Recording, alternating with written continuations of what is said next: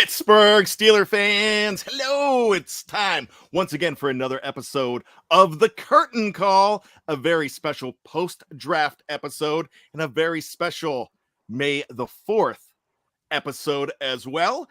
You will notice that I have a lot more hair than Geoffrey Benedict, who's usually on the show. That's why I'm wearing the hat, so you don't get too confused. Geoffrey's not here tonight. Geoffrey is doing some family things. I think it's either a middle school or a high school band concert or choral concert. That there's a few of them, and so he is enjoying some family time, which well deserved. I love it. I got to tell you, it's not a dance recital, so that's fine with me. But you will notice that the gentleman here, Shannon White, you are used to him by now as the new co-host of The Curtain Call. Shannon, what is going on? Just had a great day and looking forward to a great podcast. All right. And Joey Christopoulos is with us. My gosh, you're like the Saturday Night Live 5-timers. This is your third. This is your third time on either Know Your Enemy or this show. So you're in like Tom Hanks territory. If we're Steve Martin, you got to love that, buddy. BAD, my friend, so happy to be back on the pod. Is this the one then where I do a singing monologue? Is this the episode where I do that? Is that what we do there? No, I'm honored. I'm always honored and grateful to be back on here talking Steelers football. NFL draft just happened last week, was crazy. So, no, I'm super excited to be here. So, Joey, of course, is with Bleav. Is it Bleav or Blev? I always mess that. I don't want to mess that up. It's Bleav. It's BLEAV. So the spelling there is the first hurdle that you got to get over. All right. But it is about Bleav. So when I host Bleav in Bears, you have to, it's the belief factor. I think it's what they're going for. That's great because we had Mark last week from Bleav in Steelers. Mm-hmm. Mark Bergen. Love Mark. Love Mark. I've been on with him and Ike. We have a great time with him. He knows his stuff. So good for you guys. We've had great. Ike on the show too. Ike was one of our first YouTube guests 2 years ago. He was awesome. We were so thrilled to talk to Ike. So let's get it started. Now, big thing to know, Shannon, I don't know if you know this, but Joey, his team is the Chicago Bears. Mm-hmm. But the reason he's on the show, he does a lot of stuff for the whole National Football League, and he is a Yinzer by proxy. Joey, can you explain that for me? I got married to the love of my life in 2018. We've been together for 7 years, and she's a diehard Yinzer. Telling me we were up till 3. We were up pretty late last night watching that 3:02 Pens Rangers last night. I mean, we're dialed in on this. So I get the opportunity to talk to many Steelers fans, and it's at this point now where obviously I wish for your guys' success, and I watch every single game, so there is an investment there. So maybe that gives me a little bit of background. For the love of Papa Bear Hallis, though, there's got to be times when you're like, boy, the Bears stink. I got to just jump on over to the black and gold bandwagon, right, Joey? Everyone's, it's like a neighborhood. You look across the street at someone's lawn, and the bushes are cut perfectly, and they just put a new roof on, but they've had that roof for 18 years, and they got them 2 Super Bowls, something that we don't know anything about. So there are some parallels with the fandom, right?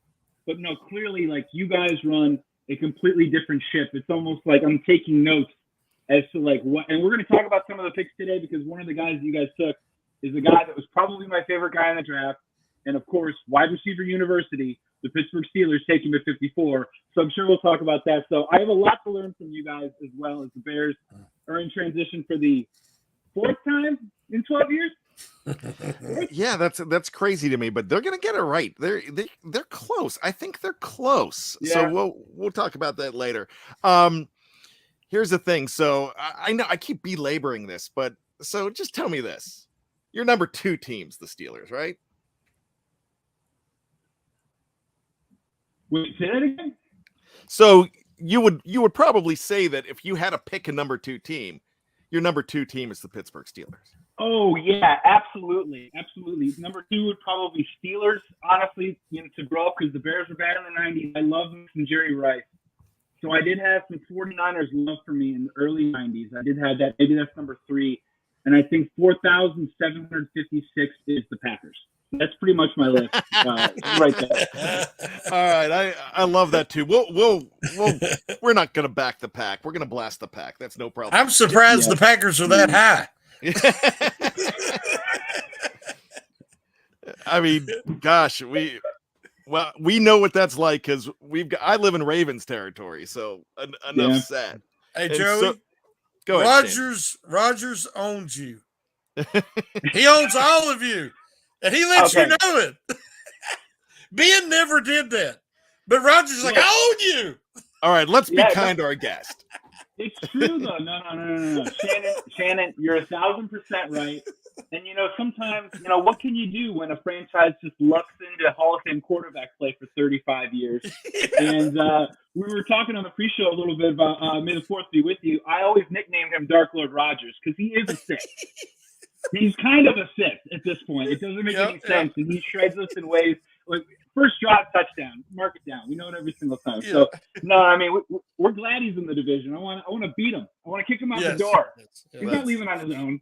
Not leaving on his own. We're taking him. Well, the Steelers the Steelers are scared to death. The fans are scared to death that Baker Mayfield will leave the division. They don't want Baker Mayfield out of the division. That's the thing. We love to hate some Baker, and we love to beat some Baker, and it happens more often than not now. Now, Brady, being on the Browns, anybody in Ohio, actually, and then Rodgers owns the Bears, but nobody owned anybody like Tom Brady owned the Steelers. I mean, it was a nightmare. Every time I just like, oh, no. So I was so happy to see him go to Tampa. Just get him out of the AFC. And we're going to see him in Heinz Field this year. But, a funny thing, but not a lot of people know this. Tom Brady's been dead since 2007. I mean, he's animatronic now. He's just like, who was it? Haley Joel Osment in AI. He's artificial intelligence at this point. They're talking about his retirement. I'm like, he's not retired. Shannon can back me up on this. I said the guy's not going to be retired because you know what? He's not human. He's an AI. It's an astronaut's wife situation, really. I mean, like he's different, but he's the same. Isn't you know what I mean? Like even his picture, he's looking crazier by the day. Him and Tom Cruise are just like looking kind of like each other, but like it's some sort of synthetic thing going on. I'm not sure. He stayed home for a month, and then he's like, "Nuh-uh, I'm going back to the NFL. I'd rather get hit than be home with the wife. So I'm going back." Oh, gosh. I tell you what, let's get into the draft. And what was going on in your house when Kenny Pickett, not Malik Willis, became a Pittsburgh Steeler? And so I'm going to reference your wife a lot here. What were her hopes before the draft for the Steelers? Because obviously she's a fan of the preview. She's a huge fan of the Stat Geek, from what I understand. And Dave loves that when I told him that. So she knows her stuff. She probably knows it better than me, but she should host this show, actually. We'll drag her in here sooner or later. No, she watches every show, and probably thanks to you guys, too, as well, that she's so up to date and inundated with all the minutia and all the other details. I will tell you that weeks leading up to the draft, herself, her parents, her brother, every friend, everyone out there wanted Kenny Pickett. It was Kenny Pickett all the way. Now, Brian, you were on my pod earlier, and a couple of weeks before the draft, and we were talking, and I was trying to ask you about Malik Willis a little bit, a guy that was sort of sitting there, and a guy that throughout the combine, let's be honest, elevated his stature a little bit in a lot of different ways. Like one, through the personality, you could see him throwing that 70-yard bomb and racing it down the field. There was an excitement factor. He obviously brought a dimension with his legs. And then, Kenny Pickett's got that high floor, right? What a backhanded slap that is, the high floor. And look, I think either way, let's do the fun part is this is a previously on Lost. Previously on, the last time I was on this show, I was on because of Mitch Trubisky, and you guys were asking for my insight and perspective. And my take on that the whole time was, I think it was a great move for the Steelers, maybe not necessarily because Mitch Trubisky, the player, but because what it allowed you guys to do flexibility-wise, and we're seeing that play itself out right in this very moment. In the offseason, the Steelers could have, right, traded for Jimmy Garoppolo. What would that have cost? A second, third-round pick, something along those lines. So let's play a sliding doors here, right? Let's say they did do that. One, you're not getting George Pickens. 2, you're not getting the defensive end maybe in the 3rd round, one or the other. And what are you doing at 20? If there was a run on wide receivers, by 15, some of the top guys were already gone. So, and Mitch was cost controlled. You can get out of it quickly, and now you can maybe play with a rookie contract like Pickett moving forward into next year. So this worked out perfectly for you guys, honestly, truly. And Mitch Trubisky, I think, is the right player to step in and give you maybe that month or 2 that Pickett might need. We'll get into it a little bit later, but as a Bears fan, I have maybe some top 5 steps that Steelers fans will have to go through to maybe have themselves resist the urge to want Kenny Pickett go into a 3rd quarter of week 2 if Mitch Trubisky throws an interception, right? I think you want to bring the kid along slowly. And I'm interested to see what you guys think now that he's in the house. So what is the leash for Trubisky moving forward? I just think this is a great move all around. And then, of course, you guys get Pickens in the 2nd round at 54. So if you look at it like that from what they could have done in the offseason, they made a move. They stayed disciplined. They got the guy they wanted at 20. It's a win for you guys. It's a huge win. Are you excited, Brian? Are you into it? Are you excited about going for 20? Yeah, so let me first say this, and I'm going to have Shannon elaborate on his thoughts on Pickett in a second. Can you go back and can you just completely destroy when I was on your show? Because I may have called Kenny Pickett fool's gold on that show just because I was worried about a few things, maybe 2021 being just an aberration and not loving this class, thinking that they needed to take care of some other things. But the more that I see, the more I see the passion of this guy, the more that I find out that the man is pro ready more than anybody else. I'm getting really excited about Kenny Pickett here, but I can't be a hypocrite. I was the same guy that 2014 was incensed that the Steelers took Ryan Shazier. I was upset because, I mean, I just didn't know enough. I didn't think they needed a linebacker at the time. It wasn't anything against Ryan Shazier. Man, I changed my mind quickly on that. Yeah. So, Shannon, I'll let you go ahead and elaborate, but I'm pretty happy. Yeah, I am. The Steelers are looking at things a little different than a lot of teams. I think that they want to build a complete team, and they are more concerned with that high floor because they realize that a lot of times a franchise guy to me is a guy who can win in the big game. If you can take your team, get into the Super Bowl, and win it, I consider you a franchise guy. You can put up all the numbers you want, but if you can't win the Super Bowl, I don't call you a franchise guy. That's just my definition. So I was looking back, and if you look at Herbert, Mahomes, and Allen, the three best young quarterbacks in the league, there was question marks about all 3 of them. There was none of them that was universal, and everybody said, this is the guy. He's a can't miss. They said that Herbert was a California guy. He was too laid back. He wasn't, volatile and emotional enough. He wasn't a good leader. Mahomes, decision-making, threw a ton of picks at Texas Tech, always went for the big play, and they said he wasn't disciplined enough. And then Josh Allen, he was not accurate enough, played at Wyoming, a smaller school, against lesser competition. So nobody knows. There is no 100%. It's all projection, and Pickett has that higher floor. So the Steelers believe there's 2 or 3 plays in every game, no different than the Super Bowl. If you make the throw and you can hit that throw, you're a franchise guy.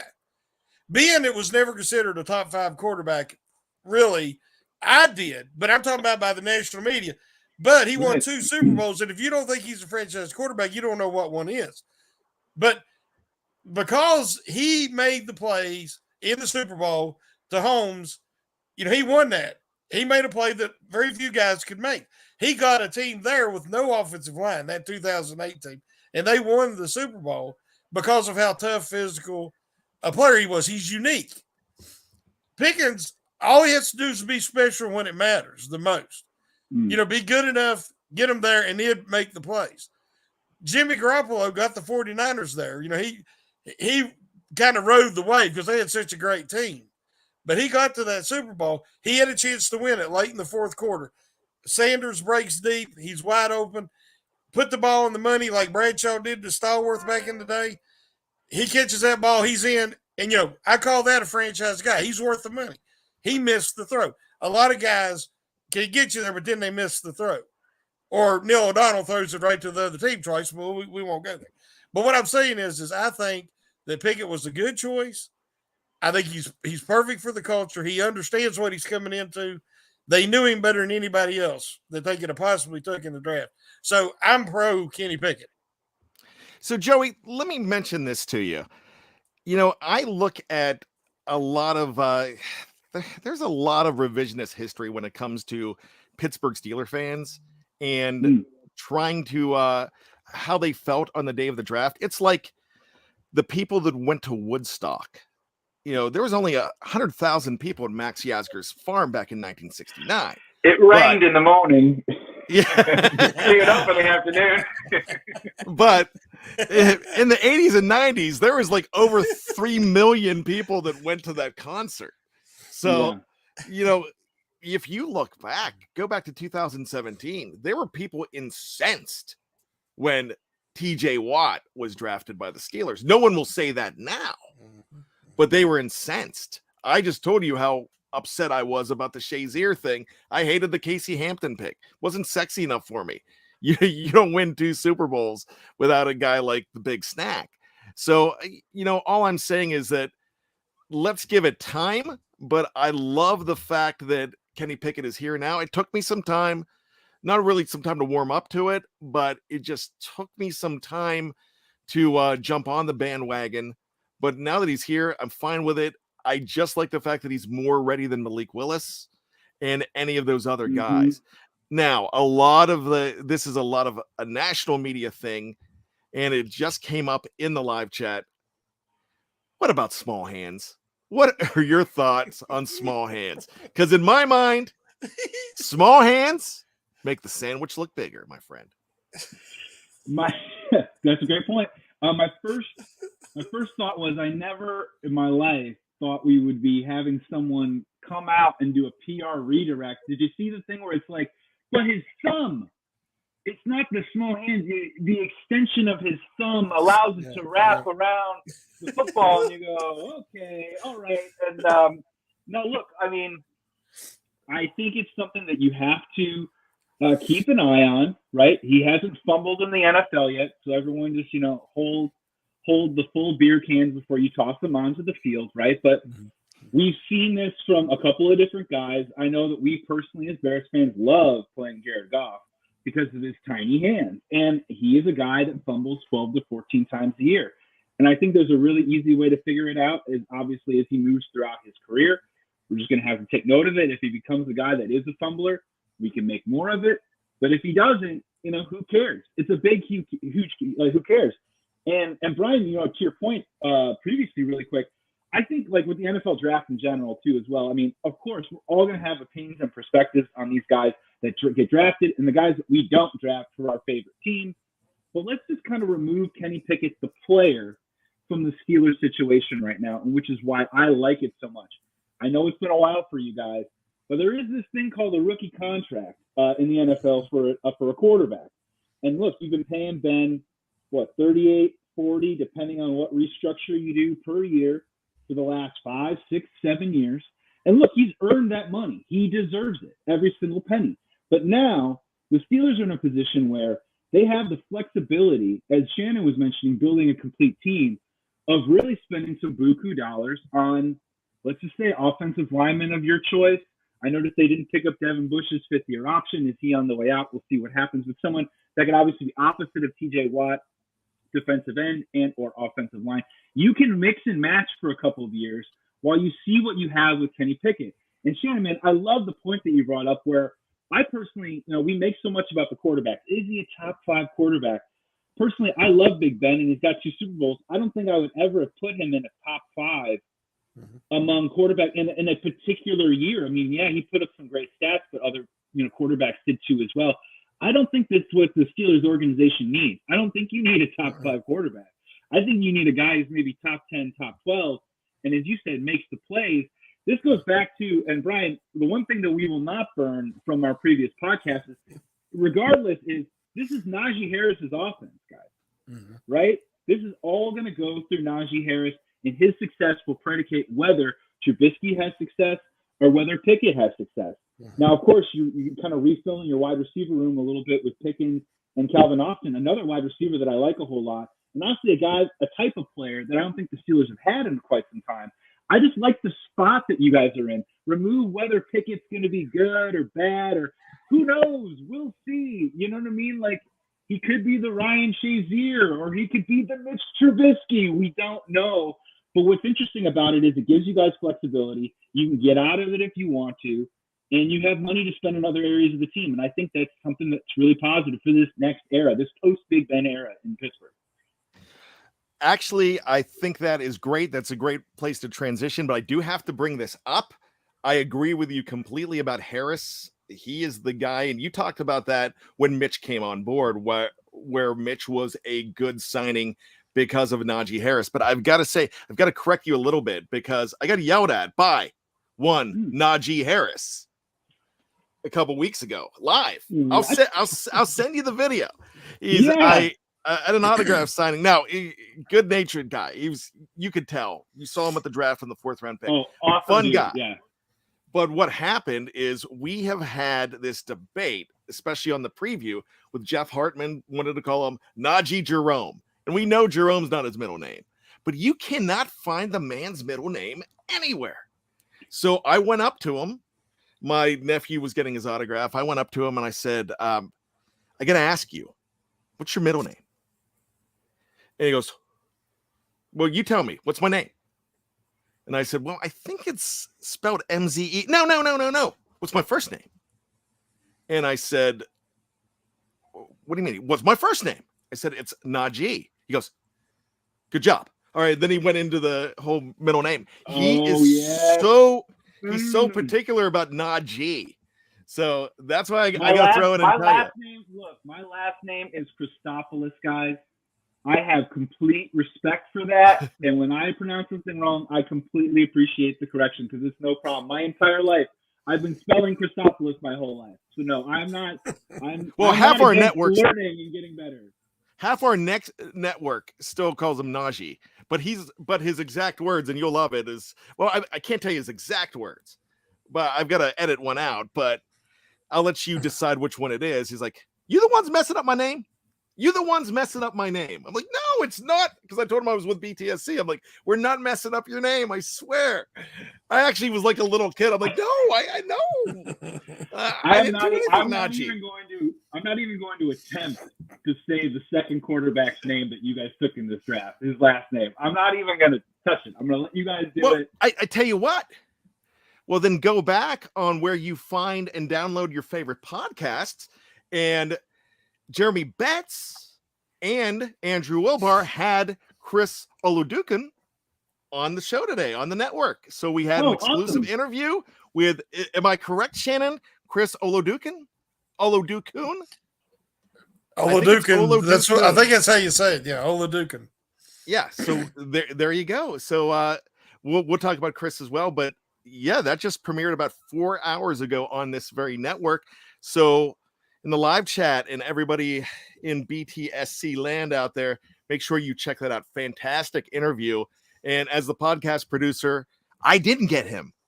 Andrew and Jeremy pulled him out of the hat, which I'm like, man, you guys are great. Fantastic for doing that.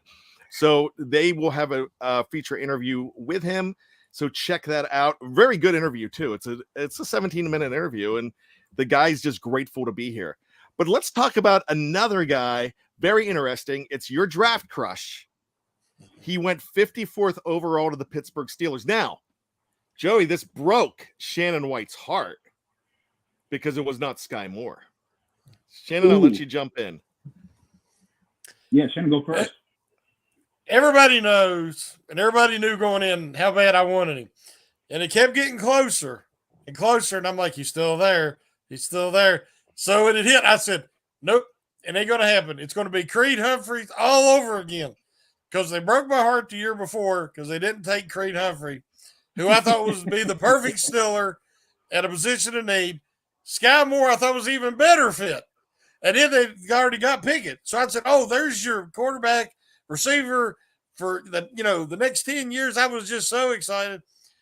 But I was very disappointed. Not that I don't like George Pickens. He wasn't Sky Moore. But afterwards, I had to immediately come on and do a roundtable, even though I was disappointed. And then I had to write a grading the pick article.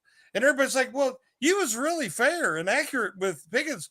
I was shocked because we know you wanted Sky Moore. I'm like, well, it ain't Pickens' fault. I have to be honest about it. He's a heck of a player. But as far as me personally, I was very hurt, but I've gotten past it. And now I'm just excited to have Pickens. The guy, if he hadn't got hurt, for all probability, he would have been a first-round draft pick. Maybe early first round. The guy, he's a stud. He's got everything. Where I missed is I didn't realize I watched just last year. And I didn't go back before I did the grade and the pick. I didn't go back to the year prior. When he's healthy, which he never was last year, great footwork, runs great routes, crisp, great balance. And then he's got that separation at the end on them deep balls. Not only does he track it, but he gets separation in final 2 or 3 strides, even if the guy's got pretty good coverage up to that point. So if he gets all the way back healthy, he ran a 4.47 at the combine. He's not 100%. Along with the other explosive metrics they graded, he had all great numbers. So I'm really excited to see what he can do fully healthy in the offense with Pickett or Trubisky. And I'm excited about it, even though he's not Sky Moore. Joey, why were you crushing on this guy? And I love the pick. In fact, I kind of knew that they were going to pick him when it came to wide receiver, because when they were at the Georgia Pro Day, Mike Tomlin was there, Kevin Colbert was there, and you have all these defensive linemen, all these guys. Georgia had so many Bulldogs there. I expected Bulldog from the show Frasier to be drafted this year, because anybody with a Georgia Bulldog, they were going after. UGA 36 or whatever Bulldog they're on. I'm sure if he would have went to the combine, he would have probably been picked. But small paws. But small paws, yeah. But they were loving on Pickens, and that seemed who they were. They give it away sometimes, and they were spending giving a lot of attention to George Pickens. So why did you love this guy so much? Well, as you know, as a Bears fan, we've been clamoring for wide receivers forever. So it's just something that I get myself into every single year, trying to figure out which wide receiver I love. And a quick short story to my wife's delight and also the Steelers' delight is I have a serious problem in my life with my favorite guys in the draft getting picked by the Steelers. This goes all the way back to when the Bears, I think, were looking at wide receiver. And I think they traded up for Anthony Miller, and it was Juju Smith-Schuster the one year. He was my favorite guy in the draft that year. My favorite guy in the draft a couple of years ago. Now, look, we could talk about him and how he's progressed since this time, but my favorite guy in the draft a couple of years ago was Chase Claypool. I just thought, holy cow, this is a tight end that runs like a wide receiver. I mean, this thing is exciting, and I'm always looking for a guy. My favorite guy isn't the best guy. It's just a guy I think no one is really talking about that I think can really excel and have success in the NFL, and that's where I come to George Pickens. Now, look, we got the tall guys that run 9 routes like Christian Watson. We've got the shorter guys that are in the slot. And look, I love Sky Moore and some of these other guys that went, the Jameson Williams, Jahan Dotsons, all those type of guys. But George Pickens to me is that big body, classic, physical receiver that I think every team would love to have. I know a lot of people are comping him to A.J. Green. My comp for him is Dez Bryant. And here's what I will say is that, look, a guy that can, just you mentioned, Shannon, get that separation down the field and catch the ball down there. But I think he's also a guy that with a little maturation, he's going to be able to muscle and get that 3rd and 8 first down for you. And look, when Mitch Trubisky had his most success, he was throwing the ball to Allen Robinson all the live long day. Trubisky's stats don't look great. Allen Robinson has 100 receptions, 1,200 yards. You know what I mean? It was literally, that focus was right there. And now I think with the room of Deontay Johnson, Chase Claypool, and George Pickens, it's a nice balance. It's an interesting mix. And I'm kind of curious to see whether Trubisky, who he locks on, we talked about that earlier, who does he lock on and build chemistry with? It could be a guy like Pickens who can also kind of work the numbers a little bit, pick up some big receptions that you need, and also maybe take the top off every once in a while. I'm just right there with you, Shannon. I just saw him catch passes, turn, stick, kind of maybe give a guy a little half stiff arm, and then, dive into the end zone for a touchdown. I think the guy in the red zone is going to be a dude that's going to be successful. And the Bears, at 39. Oh, I don't know. We have a quarterback named Justin Fields. Maybe we need a little bit of help. We go cornerback. Okay. We got a lot of holes to fill. No big deal. We had 2 second-round picks, and at 48, Pickens and Sky Moore are still there. We go with Jaquan Brisker, the safety. And look, everything that I read about him is awesome. He looks like a great player. Penn State guy, 0 penalties last year, physical safety. Maybe we have our safety for years to come. But again, George Pickens just sitting there at 48 when I didn't even think he was going to be there at 39. He goes to 54 at the Steelers. I just think it's a huge win. Red flags and all that stuff about him interviewing poorly or all the off-the-field stuff. He's going to the perfect organization, right? Because Mike Tomlin isn't going to stand for that for 1 second. And somehow, some way, he got Antonio Brown through 7 Hall of Fame seasons before he lost his mind. No offense, AB, but, the Steelers, look what happened once he left. Look what happened after Le'Veon Bell left. There's an organizational thing there, and I think Pickens landed in the perfect spot. Was that the greatest draft party you've ever seen? The George Pickens draft party? Yeah, hell yeah. Look, somebody on Twitter, one of the Ride or Die crew from Let's Ride, they went ahead and cut that and put the Steelers preview, the 3 of us, the StreamYard picture in the background. So it has George Pickens watching us. So and it sent it out to us. So I thought, all right, that was awesome. But George Pickens right now is one of my favorite characters on the Steelers. Mm-hmm. And he hasn't even done anything yet. I just think this guy, Shannon, what are your thoughts about Pickens' character? And I'm not talking about, when I say character, I'm not talking about problems, because that's what we use when we character, but I'm talking about the character that is George Pickens, because I think this guy's going to be entertaining. We've talked before. I don't want to have to motivate a player. If I'm a coach, I don't want to go out there and say, I want you got to get more physical. You got to get more emotional out there. You got to play harder. There's nothing wrong with being fiery and being emotional, but it's got to be controlled. It's got to be a slow burn. This guy, if he can keep that under control, because he is fiery and he is quirky as heck. I just love to watch him in interviews, on the field. Not so much the fighting, but I'd rather have a guy that's willing to fight than the guy that just is so passive you can't get anything out of him. You look at Hines Ward, the guy clean your clock, knock you out, and walk off the field smiling like a Chester cat. I think Pickens has got a little bit of that dog in him, just like Ward did. And hey, I welcome that. If he can bring that into the Steelers receiving corps, but could, not get himself in trouble, get kicked out of games, especially off the field stuff, which we don't have no reason to believe that's going to be an issue yet. So I'm going to give him the benefit of the doubt. But I like that fiery attitude and playing style.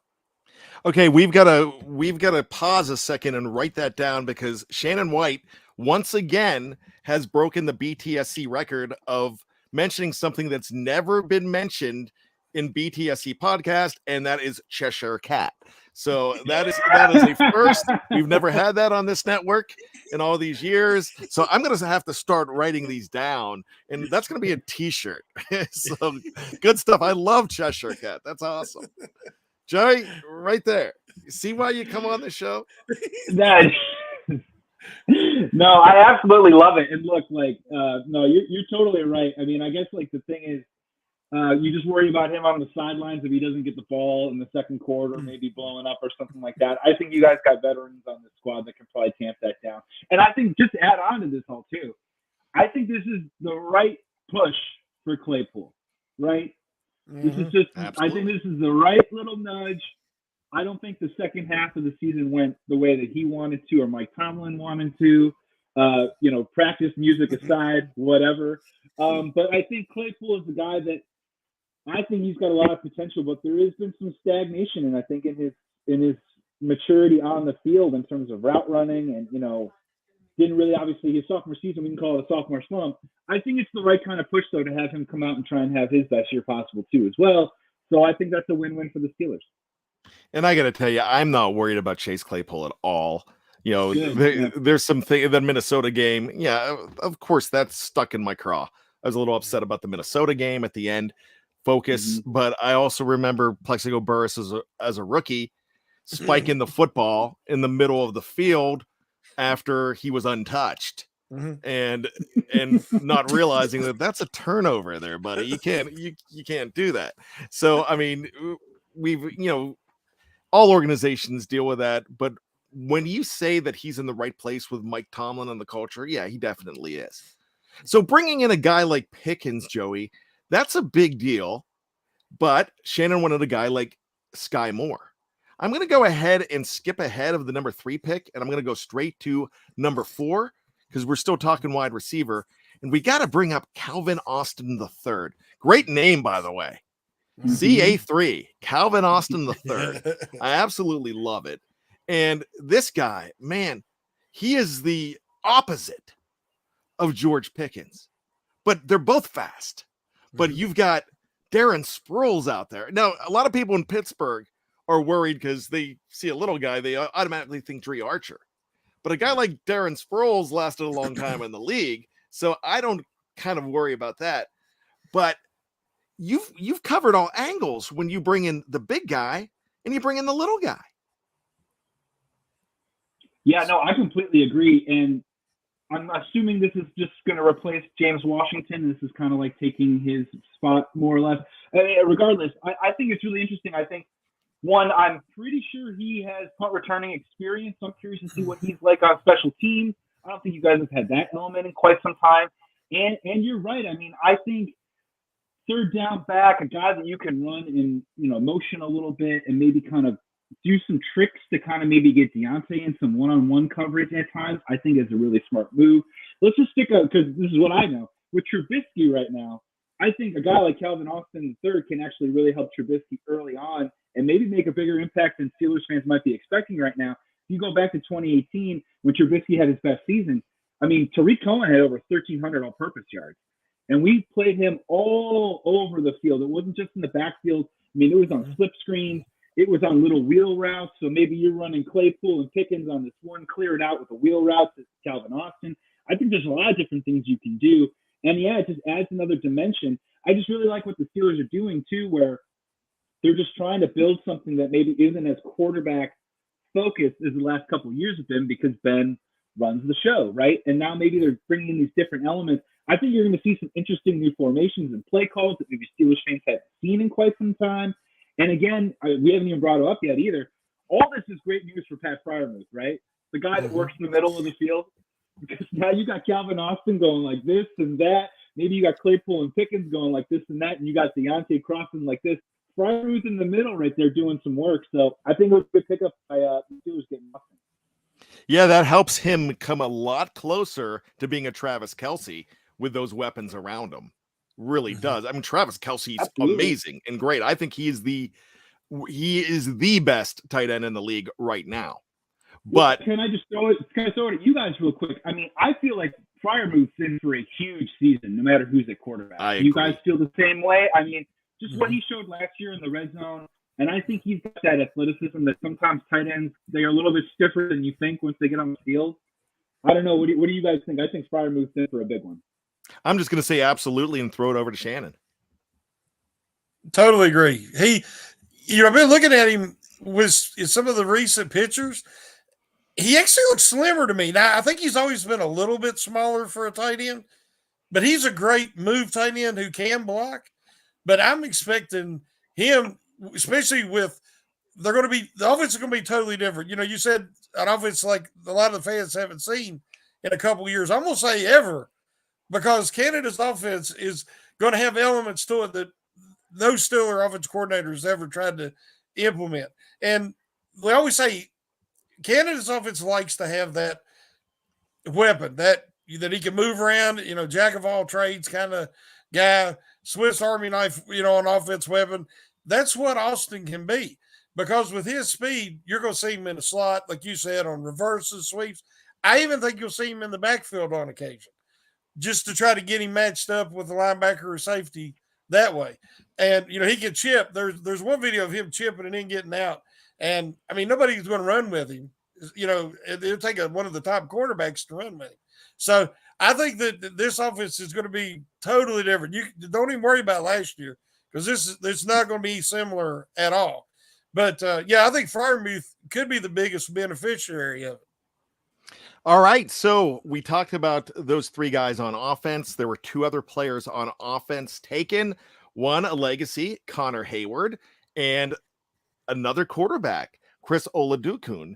And if you want to hear more about NFL teams taking two quarterbacks in one draft, the last time I really remember it was, my gosh, well, the Washington franchise has done it a couple times in the last 20 years because you had Gus Frerotte and Heath Schuler, and then you had RG3 and Kirk Cousins. So Dave Schofield's going to talk about the NFL and picking two quarterbacks tomorrow on the Steelers Stat Geek, so make sure you check that out. So Connor Hayward went, Chris Oladokun went, and then on the defensive side, Shannon, you might have to help me out with this. Is it Mark Robinson? I'm having trouble with his name. The 7th round pick. Is it Robinson? I just had a brain freeze. Yeah, Mark Robinson. Okay, so the linebacker Mark Robinson, and we cannot forget DeMarvin, good old DeMarvin Leal. And this reminds me of Pulp Fiction because Leal. Oh my gosh, just shot DeMarvin in the face. And Leal with cheese. You can go different Pulp Fiction places. But of those remaining 5 players, those remaining 4 players, who sticks out to you there? Me? No, Joey. Yeah. Oh, me? Yeah. What sticks out of there? I mean, from obviously Leal so soon, definitely sticks out to me because I think you guys have been.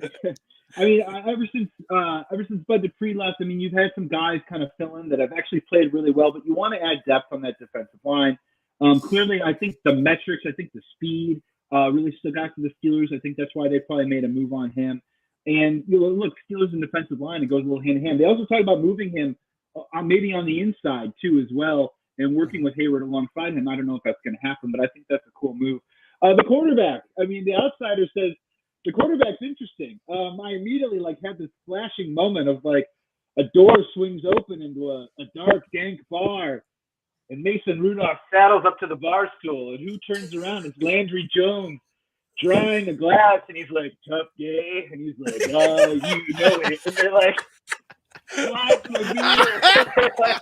Because they start just like, "Oh, what happened?" I just, but look, at 7th round, you're taking flyers, right? I mean, I'm sure that got Mason's attention, right? Just a little bit. I'm not saying that the kid's gonna beat him out, but now you got 4 quarterbacks on the roster. Maybe there's a 5th one that honestly I don't know about, so forgive me. But no, it was the quarterback that stuck out to me. Steelers taking defense. I mean, there for me, I just trust it. I just go, well, that makes sense. So the big one for me was taking that quarterback in the 7th round. I thought that was interesting. And a lot of people in Pittsburgh are excited, Shannon White, about Connor Hayward, not because he's a legacy, for the fact that they can move him around. Shannon, what were your thoughts when Connor Hayward became a Pittsburgh Steelers, my man? Contending teams have guys like Connor Hayward. They have team first guys. They have guys that are willing to do the dirty work. And, I understand he's Cam's little brother, but they did not pick Connor Hayward to make Cam happy. They picked him because he can do so many things on special teams. He's a great blocker. Like I said Monday on our podcast, if you look at Walker, and I can't remember where Walker went, but on his highlight reels, all these long runs and touchdown runs he had for Michigan State last year, on about all of them touchdown runs, Hayward throws a block to spring him. And he's got beautiful form. He's an outstanding blocker. Whether it's going to be on the, as an inline tight end or as a fullback, whichever way they want to use him, he can get you short yardage. If you're 3rd and 1 or 4th and go, he's proven it at Michigan State. He's hard-headed, just like his daddy, just like his brother, and he has value. And in a 6th round pick, that's what you want is value. You got a guy who can help fill in 3 areas on the depth chart. He is a talented young man. Even though he doesn't look it, he looks more lumpy like one of us, but the kid can play, and he has value. So it was not, I don't think, a legacy selection. I think it was a smart selection the kind of guy that you want to have on a young contending team. Joey, Wait, real quick. That being said, how many sets of brothers do you guys have now? 4 now. 4. but not for long because 3 of those guys are fullbacks. Oh yeah, that's so true. you've got Derek Watt, you've got Trey Edmonds, and now you've got Connor Hayward. So I expect the odd man out to be Trey Edmonds. I don't expect it to be Derek Watt. A lot of people do. But that was my question to you, Joey. A lot of people in Pittsburgh are, with the fact that they have not used the fullback a lot lately, we're not loving this pick. But do you kind of foresee what Shannon just said about them using him as a Swiss Army knife? I mean, what the light bulb that went off in my head, and the reason why I don't understand offenses don't deploy more often is you mentioned that 3rd and 1. Mm-hmm. That 3rd and 1, just put your nose in it and just pick up that first down, man. I mean, I think a lot of offenses can use that. I mean, we talk all the time about how brilliant Kyle Shanahan is in his offense, and he uses fullbacks in his offensive scheme. So, I mean, I think that's a really interesting move. And clearly, I'm curious to see, because now the Bears are in this situation too as well, where a lot of NFL street free agents still, a lot of guys still out there that don't have any contracts, a lot of offensive linemen too as well. So maybe after I'll say this, and then you guys can hop in. I mean, are you guys happy with where your offensive line is right now? Do you think the Steelers get involved and maybe pick up another guy? I saw Trey Turner, who they didn't bring back, signed with Washington, but maybe also taking a guy like a Connor Hayward also kind of maybe, gives us a little bit of a clue in terms of how they want to get that running game going. And also maybe kind of curious about, maybe Hayward brings a little more athleticism, because I've talked in the past about how Trubisky, when he's successful, you're rolling him out and you're giving him that half field and you're giving him that 1-2 option and boom, boom, boom. So if you maybe do have a fullback that's kind of pulling with him, maybe helping out with a little chip on the edge, maybe that's something else that the Steelers are thinking about a little bit. I mean, I guess my question would be, I love the idea of a fullback. It does kind of ask me, are the Steelers supremely confident in what their offensive line mix is right now? And do they possibly continue to add on to that before training camp starts? Well, in free agency, the Steelers brought in Mason Cole on the first day, and another guy that you might be familiar with in James Chicago. Daniels, yeah, I mean, he's good. He's really good. He's really good, guys. You're gonna love him. And I think with that, they still believe in Kendrick Green. They're not pulling the plug on that right away, but they have a lot of guys that could play center, like Daniels in a pinch, like Mason Cole, who could be a guard and a center. You have so many things now that you didn't have last year. So and of course you have some, they brought in a few undrafted free agents as well. The kid from North Carolina is one of them, so there's a possibility that something could be happen. Sure. Yeah. You would have loved to have seen them address the offensive line position, but you don't want to see him address that position in the 6th or 7th round, because if you're going to address it in the 6th or 7th round, you're going to bring an undrafted free agent. That's exactly what they did at that point. So I'm happy with the draft. I'm fine with the offensive line. There's going to be a lot of people that are going to just go after me for saying that, but this is a much improved offensive line. Yeah, I just real quick, the biggest myth, because I talk to a lot of people that are not just fans, but analysts around the NFL. My only message is, I don't think there is 4 or 5 teams. I think there's 25, 26 teams that are not happy with their offensive line. I mean, honestly, it's across the board. The Bears, we do it just as bad. We need offensive line help. I mean, there's a 4 or 5 units that I think maybe are a little set it, forget it right now, but I think across the NFL, Steelers fans, everyone always wants their offensive line to be just a little bit better. So I understand that. Shannon, do you agree if the Steelers did not address that position, the line in free agency, then we'd be having a completely different conversation? Definitely. The interior offensive line with Daniels and Cole, what doesn't kill you makes you stronger. Well, if that's the case, Green is going to be the Incredible Hulk this year, because he took his lumps last year, and I think he learned from that. So I expect a big step forward. Hassenauer looked like he didn't even belong in the NFL in 2020. I thought this kid is never going to make it. once Green, failed, that experiment's failed. Hassenauer did a pretty decent job. He showed that he can be an NFL quality backup. So they have 4 guys now that are basically kind of interchangeable on that interior. Now, the tackle positions, they're holding status quo. They're bringing back last year's duo. And nobody really wanted to see that. Moore has a lot of potential, and he did a really good job because he was thrown into the fire too. But Okorafor has never lived up to what we all believed he could be. But when you realize he's still 24 years old, he's like Daniels. These guys have got 4 years under their belt, but they're still kids in a lot of ways. And it's worth that investment to see if he can take that next step. If the interior line improves, will that help the tackles? I've got an article getting ready to post about this very thing. The glaring hole for the Steelers offensive line right now, swing tackle. And I don't know if John Legoo, because he was a guard and a tackle in college, and he played pretty decent last year for the Steelers at guard. Could he possibly be your backup swing tackle? Because all the free agents that's out there are all older guys. They're long in the tooth. They're past their expiration date. You might get one and get lucky for a year and try to visit it next offseason in the draft. But I think that's where they still need is a swing tackle.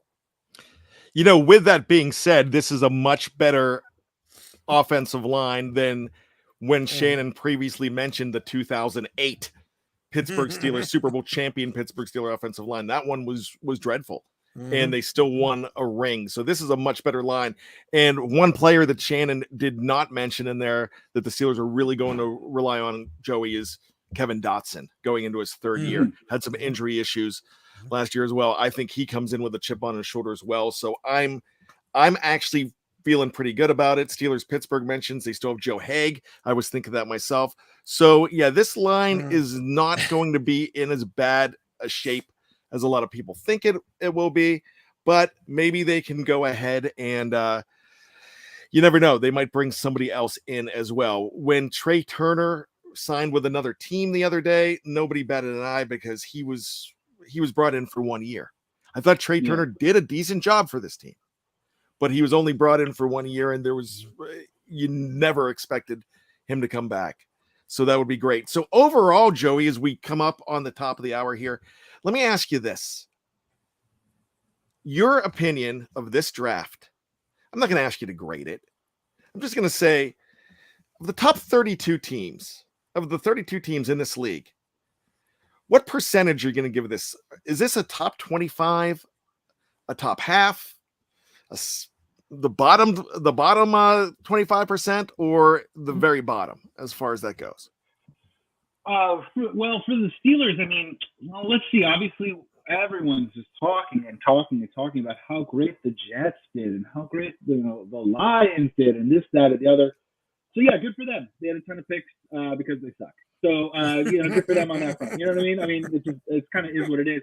I have to put them at least, without maybe looking at the list in front of me, I have to put them at least like in the top 10, right? When you walk away with what could be a franchise quarterback, you walk away with what could be a wide receiver 1, you walk away with could be a rotational defensive end, and then some other pieces that you like that are going to help you win. Calvin Austin, right, is a guy that we've already mentioned. So I would put him also in the top 10 because, to be honest with you, all the trades was really fun, right? Seeing all the trades draft night was super fun. So let's be real, who's trading Hollywood Brown for the 23rd pick in the NFL draft? Who's doing that, you guys? So I think everyone wants to pat each other on the back for, the Minnesota Vikings trading with the Detroit Lions and then the Minnesota Vikings trading with the Green Bay Packers. There's nothing sacred anymore. I just think of all that movement, I think I have more pause on that personally. The Lions can say that they love Jameson Williams all day long, but they gave up 32 and 34. They could have had Christian Watson and they could have had someone else that really would have helped their team. And don't tell me that the Lions are one piece away from being a contending team, right? So I can easily counter that, right? I can easily counter that process. So I think the Steelers, as normal, stayed pat. The board fell to them, which is also why I have to put it in the top 10, right? Because let's be honest, 6 through 9, starting at Carolina through Seattle, was when I was holding my wife's hand and being like, honey, just be ready, right? Be ready. Because Malik could go there. And if Malik goes somewhere there, or Kenny, I think Kenny was rumored to Carolina for a half second or two. If one of those guys goes there, there's a good chance the other guy goes 7 or 8 picks later. And then the Steelers maybe have to move up, and it creates all these different wheels in motion. It passed at 9. Wide receivers started going like crazy. You guys stayed there, did nothing, got the guy that you wanted at Kenny Pickett. You had your choice of any quarterback. You got that. And then at 54, obviously my favorite guy in the draft falls to you there. You know what I mean? And the wide receiver run kind of shored up. And Shannon, Sky Moore and Pickens were the only 2 guys that hung around after Watson at 32, 33, something like that. Hung around. You're still there. You got him. How can it not be top 10? Yep. Absolutely. Well, thank you so much. That puts them in the top 30%, and that's pretty darn good if you ask me. Yeah. So we have to wrap things up here, and we're going to honor the day, but I just going to ask you a question about what you're wearing, because you're representing the Detroit Lions when you represent Axel Foley, and you're a Bears guy. I mean, how does that go? I mean, I love it. Well, first of all, I'm on the other side of Beverly Hills here. I do live still in California. Yeah, that's funny. I bought this awesome 1990s White Sox shirt today with Frank Thomas and Bo Jackson on it, Robin Ventura. I was going to wear it, and I literally am saving it for a bachelor party this Saturday. I lame nerd I am. But no, I mean, honestly, I have tons of Eddie Murphy shirts. I mean, if I can be grateful and honored enough to come back on the show, you will see more Eddie Murphy shirts. He's one of my favorite comedians of all time. Well, and let's be honest, he did the smartest thing ever. He left Detroit. He left. That's true. That's true. Well, hey, I have an Eddie Murphy. Eddie Murphy's not on it, but I have a T-shirt that I just acquired because I love fictional T-shirts, and it's from an Eddie Murphy movie. I've got the McDowells. Yeah, there you go. So John Amos is in the picture. McDowell. It's not the arches. It's not the arches. So the Golden Arcs. Yep, the arcs. All right, so it is. Speaking of the Big Mick. Yeah, the Big Mick. Okay, real quick, it is May 4th, which means it's Star Wars Day. I'm going to go ahead and I'll let Shannon pick a Star Wars player to put on the Steelers. Last year on this day, we did a full mock draft. I'm going to let you, Joey, pick somebody else. You can't pick the same guy to put on the Bears. So go ahead. I'll let you pick first. Who, Shannon pick first or am I picking first? No, Joey, I'll let you. You're our guest. I'll let you pick first. For the Chicago Bears. Okay. Now there's only one way to go about this, probably in my opinion right now. Now you got to ask yourself, are you looking for upside? Or are you looking for, are you looking to buy in on it? And the Chicago Bears, ever since I was a child, we had Jim McMahon. We had the cigarettes of Jay Cutler. We had the promise of Jim Miller. We had the beer and a shot of Cade McNown. And I've never had a quarterback before. And I always figured that there was some sort of probably, dark forces at play here that probably prevented us from doing this. And I know I mentioned Dark Lord Rogers earlier. So how do you fight a Sith with another Sith? We talked about it, but I'm going to go Anakin Skywalker, guys. Now, look, here's a guy right here. He's been a number 1 pick from the time he was in junior high. He was a number 1 prospect. Saban went after Anakin, right? That he went to his doorstep to try and get him to go to college. Now, look, draft profile. Let's pull it up, right? He doesn't interview great. We all know that. I mean, he probably a couple of red flags there, right? He loses his temper, but I think that's a fire that we need to contain. And I just think he's got untapped potential. Now, does it take us all to a place that we don't want to go? Maybe, right? But if it gets us a couple Super Bowls along the way, I'm taking Anakin Skywalker with my first pick for the Chicago Bears. I'm putting him in at quarterback, and then I'm just going to Green Bay, and I'm just taking Green Bay right here, and I'm just squeezing. Love it. Shannon, go ahead. We've got about 30 seconds to go ahead and put one on the Steelers. It's easy. I want Chewie. I want Chewbacca. You build from the foundation up. He's a great foundation guy. He's a little aggressive. He might tear some Ravens' arms off, but hey, I love him. He's loyal, and I want Chewbacca. Yeah, but the problem is, let the Wookiee win does not work in the NFL. And man, he is going to be Vontez perfect. You can't bring this guy in. I mean, I get it. He's not coachable. I love Chewie. He is loyal, but he's not coachable. I think that's holding a big penalty. mistake. Yeah, Yeah. He'll just tear the arm off. He'll just tear the arm off. All right, we got to get on out of here. I do have to bring somebody up here with a question, and I lost it. Yeah, Jerry Cherry Band. Jerry Cherry does all of our music. He is our house band for all of our shows. Wants to know, is this Bradley Cooper on the show? Oh, Do you get that a lot? Because when he said that, I'm like, dude, oh my I gosh. get it all the time. And my wife thinks Bradley Cooper's ugly. So what does that say? Maybe she thinks I'm. No, I mean he's guys. I'm a happily married man. He's a hot piece. All right, he's a good-looking dude. You can't do much wrong. You say it with like George Costanza. You say it with a staunch record of heterosexuality. You have no problem. Yeah. I mean, come on, we have eyes. He is a hot man. He's a good-looking dude. I wish I looked like. I get Louis Guzman. Everyone tells me I look like Louis Guzman. I'm like, what? What about like a Patton Oswalt? No, you never get like a Patton Oswalt. I never got Patton Oswalt. I've got John C. Reilly before, but never Patton Oh, Oswalt. that was perfect. I see that now completely. Boy, I even got my gosh, the senator from Saturday Night Live. Gosh. Oh, I'm losing his name. Al Franken. I got Al Franken before too. When I wore glasses. But walk hard, Dewey Cox Halloween costume for BAD next year. I think that would be so awesome. All right. I love it. Hey, thank you so much, Joey. What's going on what's going on in your world? Plug what you need to plug.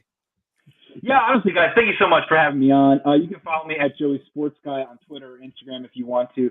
Usually I plug the Bears shows, but honestly, that I have this platform right now. If you guys are at all interested, and this isn't just about me, if you go to YouTube, type in Bleav, BLEAV, Joey Steps In. It's episode 1 of hopefully a longer running series that I'm going to be doing about some underreported sports stories going on in the world. This first one, I go to Palm Springs umpire training camp. I get a chance to work alongside Wounded Warriors Umpire Academy. I get to actually get mic'd up and I umpire first base in a California Winter League game. And then I sit down with Dale Scott, who has a book coming out. He's a retired Major League umpire, 32 years. He just wrote a book. He's the first openly gay professional official at all the major 5 sports. So, I mean, it's just a guy's a really interesting dude, really great guy. So I got a chance to do a whole feature piece on that. So if anything at all, just check that out, throw a view on it, like, subscribe, or comment. But I'm just really proud of that one. So I want to plug that. Yeah, I got a chance to check this out. It is fantastic. Joey Sports Guy, he's my buddy. We got to get him. His wife, we like his wife better because she's a Yinzer. She's black and gold, but Joey's not too far behind. That's okay. So for Shannon White and Joey Sports Guy, Joey Christopoulos, my name is Brian Anthony Davis. We ask you to do 3 things. 1, stay safe.